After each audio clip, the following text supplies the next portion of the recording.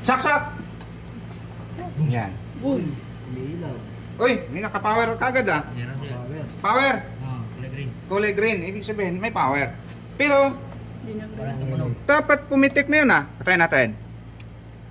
Yan na bigla. Wala. Wala. On. Wala sir. Wala. Wala. So pagka ganito, walang output yan. Kahit lalagyan natin ng input. So, ang sabi ko sa inyo, pag hindi pumitik ang relay, Walang output. hindi ibig sabihin 100% na may issue sa output. Check natin yung amplifier. Kung siya ba ang dahilan, kaya hindi siya pumitik. Or siya mismo ay sira na, kaya hindi siya nakapitik. Di ba? So, kailangan i-apply natin yung voltage measurement. Saan tayo walang magana yun sir? Di ba? Up, So, ngayon, set natin sa 250. Kasi, i-check natin yung supply nito. Kung meron ba siyang supply. Yan, check natin ha. Maganda kasi pagka digital din ang gamit natin para hindi tayo magkamali sa polarity. Yan natin. Oh, ilan ang supply? 120.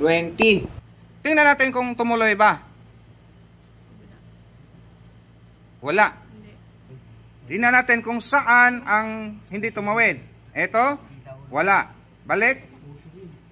Oh, ito. So, ibig sabihin, dito meron, dyan wala. So, sa madaling salita, putol ang fuse.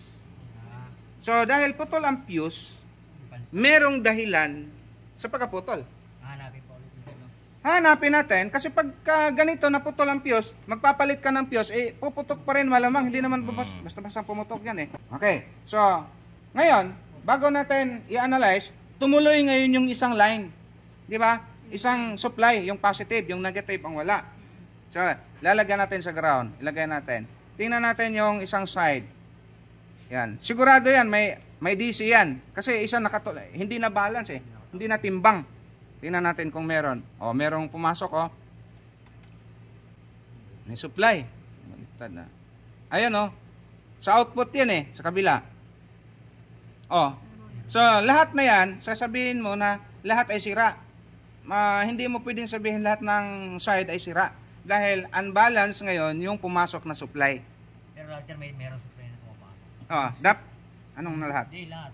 Butol yung Oh, lahat. Kasi hindi na balance eh. Ngayon, i-trace natin kung saan sa dalawa yung nag-load o may short circuit or may nag-short na output. Para, pag nagpalit tayo dyan, Yun lang. Yun sa side na lang. safe na hindi puputok. Okay, patayin natin. Ngayon, dito naman, for safety, pinatay na natin. Bunutin pa. Yan, bunot. Kasi hindi daw ako nagbubunot. Eh, gusto ko babad eh. Sarap yung nakababal siya. Oh. Natatapang tayo. Okay.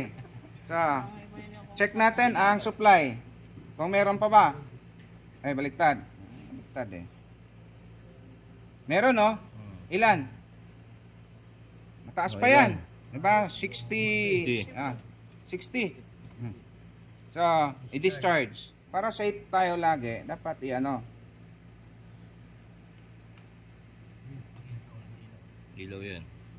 Oh. Meron 'di ba? Umilaw. Meron pa sir, no? Meron pa siya. So, check mo ngayon kung so, ang laki eh, 10,000 UF eh. Ibig sabihin, yung 10,000 UF, matagal maubos. Di ba? Ang ilaw, malakas, di ba? Sa yan dyan sa fuse na sir, diretso. Oh, sa fuse. Tapos tingnan natin kung ayan, bumaba na siya. Gano'n na lang, mababa na. Mabagal ang baba. So, adjust natin. Ilan na lang? Yan, mababa na. Naka-range ka ng 50. So, 13. Yan, 12. Tapos, antayin mong 11. Tapos 10. Pag mga ganyan, hindi na masyadong mataas yung spark. Pwede mo na i-short yan. Ayan o. Wala na. Kaysa matagal antayin eh. Ngayon, ang kagandahan nitong discharger na to, kasi may nakasaksak ka pa, hindi siya puputok dahil mataas yung resistance. Check natin kung anong dahilan bakit pumutok. So doon ka na, safe ka na gumamit ng times 1 sa ohm.